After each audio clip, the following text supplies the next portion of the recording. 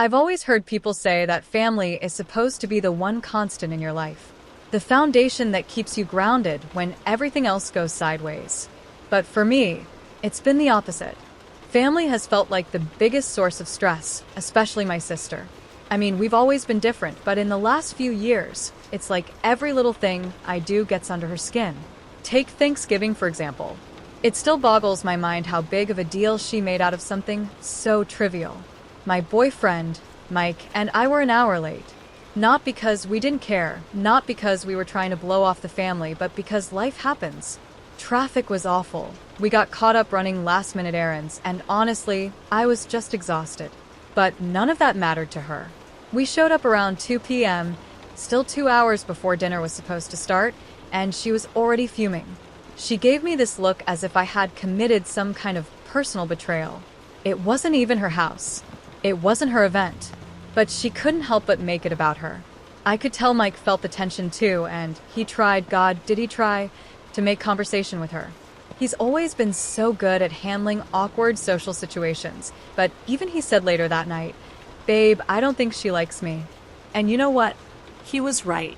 Every time we're in the same room, she barely acknowledges his presence. He'll say something nice, something thoughtful, and she'll just brush him off. Or worse, act like he doesn't exist. It's like no one's ever good enough for her. It doesn't stop with Mike either. It's everything I do, every choice I make. She finds a way to criticize it. When I first told her I was going back to school, I thought she'd be supportive. But instead, she asked, "Why that school? Couldn't you have picked somewhere better?" Like, really? It's one of the top STEM schools in the country. But in her eyes, nothing is ever good enough. To be honest, it wasn't always like this between us. Growing up, we were close. At least, I thought we were. But things changed when Mom died. That was when the cracks in our relationship started to show. Losing her hit us both hard, but we handled it in completely different ways. My sister seemed to bury herself in her life. Her kids, her husband, her job. She didn't talk about Mom much, or about how it affected her. Meanwhile, I spiraled. I don't say that lightly. I fell into a deep depression, and it took everything in me just to keep going. I even took a break from school because I couldn't handle it all at once. When I finally got back on my feet, I thought maybe my sister would understand, that she'd get why it had taken me longer to finish my degree. But instead, she judged me for it. "You're 25, she'd say, like I was supposed to be ashamed. She didn't care that I was juggling school and working full-time as a real estate agent for a while. She didn't care that I was struggling with my mental health, that it wasn't as simple as just moving on. In her mind, everything is black and white. You either succeed or you fail. And in her eyes, I was failing. She'd always been the overachiever, the one who had her life together. A steady job, a family, the house with the white picket fence. And then there was me, still trying to figure out my path, still dealing with the fallout from losing our mom. I'm not saying I wanted her to feel sorry for me, but some empathy would have been nice. It's not just that she's judgmental. It's that she doesn't seem to have any understanding of what it's like to struggle, to really, truly struggle. She'll tell me, "You handle things like an 18-year-old, as if I'm supposed to just snap out of it and magically have everything figured out. But that's not how life works. Some days, it's a victory just to get out of bed." I've thought about confronting her, about telling her how much her words hurt. But every time I think about it, I get this sinking feeling in my stomach. What's the point? It's not like she's going to change. If anything, she'd probably turn it around on me, tell me I'm being too sensitive, or that I'm making a big deal out of nothing. That's the thing with her. She never takes responsibility for her part in things. It's always someone else's fault.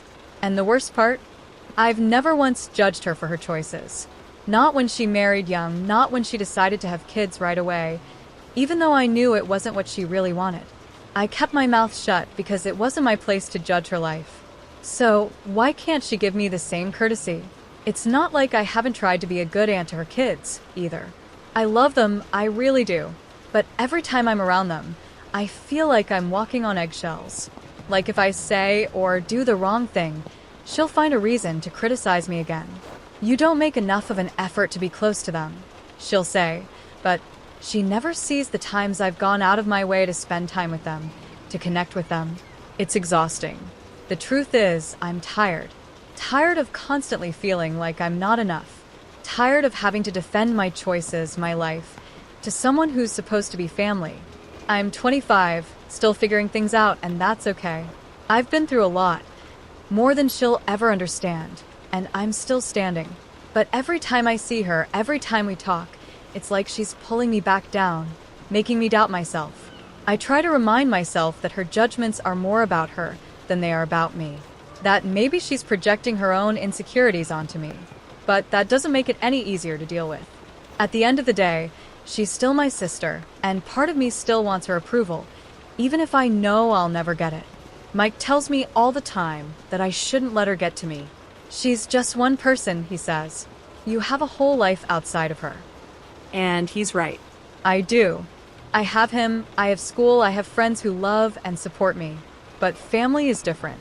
No matter how much I try to distance myself from her negativity, it's still there, lurking in the background. I guess the thing that bothers me the most is the hypocrisy. She expects me to be perfect, to live up to these impossible standards, but she doesn't hold herself to the same. She'll make mistakes, say hurtful things, and never apologize. It's like she's untouchable, like she's immune to criticism. Meanwhile, I'm over here constantly questioning myself, constantly wondering if I'm doing enough, being enough. Maybe one day I'll have the courage to confront her, to tell her how I really feel. But for now, I'm just trying to focus on myself. I'm in my last semester of school, and I'm so close to the finish line. I've worked hard to get here, and I'm proud of that. I'm not going to let her take that away from me. The thing is, I know deep down that I don't need her approval. I don't need her validation to feel good about my life. But that doesn't mean it doesn't hurt. It doesn't mean I don't wish things could be different between us. You'd think after months of not talking, things would cool down between us. Maybe even improve. I mean, time heals, right? At least, that's what people say. But when I picked up the phone yesterday and heard my sister's voice, I knew right away that things weren't going to be any better. She started by saying she wanted to patch things up, and for a second, a tiny part of me thought maybe she meant it. But of course, she didn't. The conversation was barely 2 minutes in before she started unloading all of her complaints on me. Every single thing I've apparently done to offend her, all the ways I've failed her, the disappointments I've caused. The whole call felt like she was just ticking off some mental list of everything she's held against me. It was exhausting. I tried to keep my cool, really I did, but she was relentless. One of the first things she brought up was not attending her kid's birthday party. I could almost see her face through the phone, all tight and judgmental, like I'd committed some crime by not being there. But here's the thing, she never even invited me, not directly. Instead, she told our dad to pass the message along, like I wasn't worth the effort of a simple text or call. It wasn't the first time she'd done something like that either, but somehow, it was still my fault. According to her, I'm always the one who doesn't care enough, who doesn't try hard enough. But the real kicker? She couldn't even bother to reach out when my fur baby, Bella, passed away. I'd had Bella for years, through everything, losing mom, dropping out of school, going back to school. Bella was my constant. And when she got cancer last October, it broke me. Watching her deteriorate was one of the hardest things I've ever had to go through. When she finally passed in April, I was devastated. I shared it with close family, hoping for a little support, but my sister? She never said a word. No text, no call, nothing. And yet, here she was, demanding that I be present for her kid's birthday, expecting me to give my all to her family, while she couldn't even give me the smallest gesture of empathy when I needed it most. It wasn't like I expected her to grieve over Bella the way I did, but a little acknowledgement would have gone a long way. As she kept going, I could feel the frustration rising in my chest. I was trying so hard to keep it together, but it was like she was digging deeper and deeper, purposely pushing all the right buttons to hurt me. And when I finally broke down and started crying, she didn't stop. She didn't soften. If anything, she seemed almost pleased that she'd gotten a reaction out of me. I actually told her that I'd mourned the death of our relationship months ago. It was one of the hardest things I've ever had to say out loud, but it was the truth. I'd come to terms with it, accepted that we weren't the sisters we used to be, that maybe we never would be again. And when I said it, do you know what she did? She laughed. She actually laughed. That laugh felt like a knife to the chest. I couldn't believe how little she cared. I wasn't trying to hurt her by saying it. I just wanted her to understand where I was coming from, to know that I didn't have the energy to keep pretending everything was fine between us.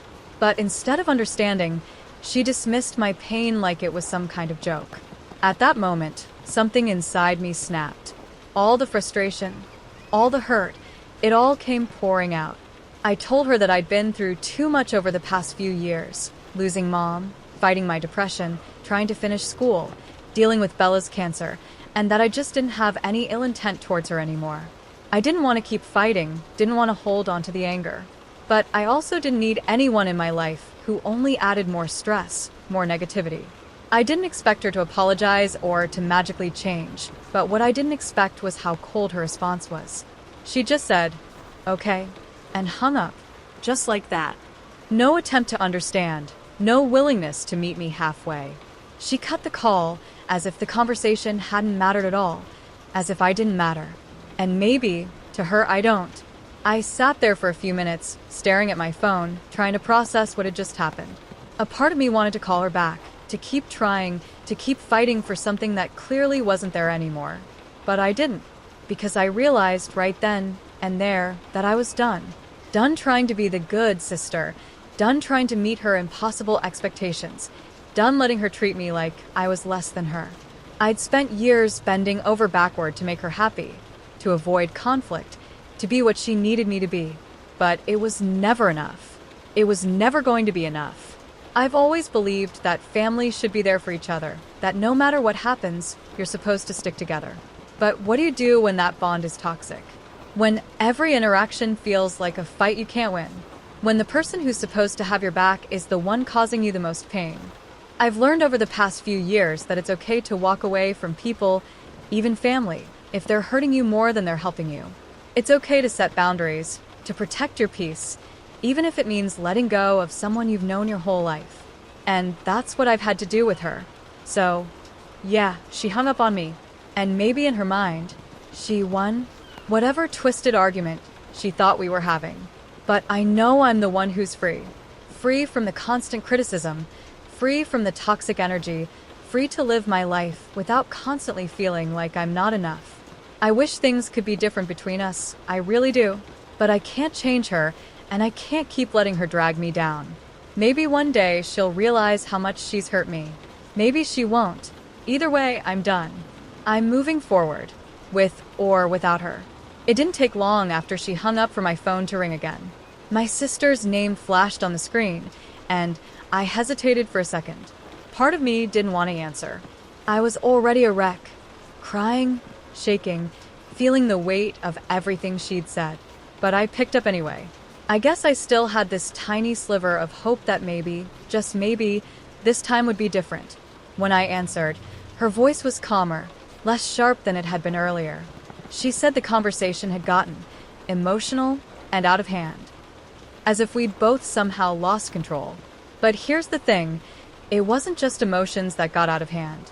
It was the years of built-up resentment on her part, the constant criticism, the one-sided blame game. I knew it, and deep down, I think she knew it too. Still, I wasn't in any state to rehash everything right then. My eyes were swollen from crying, and I could barely catch my breath between sobs. So I told her I was open to having a neutral conversation, but not today. Not when I was already an emotional mess. I needed space to process what had just happened, to breathe, to collect myself. I couldn't handle going back into the same storm just minutes after being torn apart. She didn't argue. She just said, okay. And we hung up again. It was weird, this whole cycle we kept falling into. She would tear me down, and then we'd have these moments of calm where she almost seemed reasonable, like we could talk through things. But it never lasted. The calm was always short-lived, and we'd end up right back where we started, her angry and disappointed, me broken and confused. After the second call, I didn't know what to do with myself. I felt like a weight had settled over me, heavy and suffocating. So I did what I always do. When I don't know where else to turn, I called my dad. Talking to Dad is usually a comfort, but this time, it felt different. I needed him to understand how much this whole thing was tearing me apart. I wanted him to see how much my sister's words, her actions, were hurting me, and he did feel bad for me. I could hear it in his voice, in the way he sighed and said, "I'm sorry you're going through this." But then he started to do what he always does, rationalize her behavior. "You know," he said, "I yell at you sometimes. Your mom used to be mean to you too." I couldn't believe what I was hearing. It felt like he was trying to make it okay, trying to normalize the way she treated me by comparing it to how our parents had acted. But it wasn't okay. Not even close. "You guys are my parents," I replied, my voice thick with frustration. "And even then, it doesn't mean I deserve to be treated that way." There was this long pause on the other end of the line. I don't think he knew what to say to that.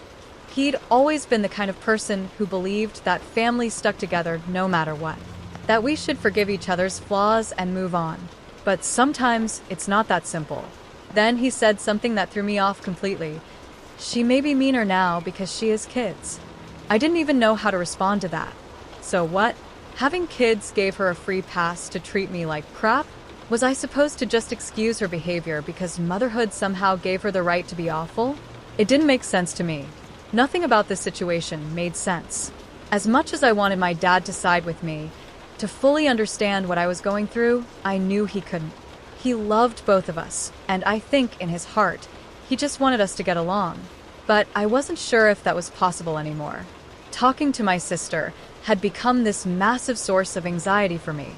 Every time her name popped up on my phone, my stomach would clench, my heart would race, and I'd feel this overwhelming sense of dread. I knew that if I picked up, the conversation would drain me, leave me feeling worse than before.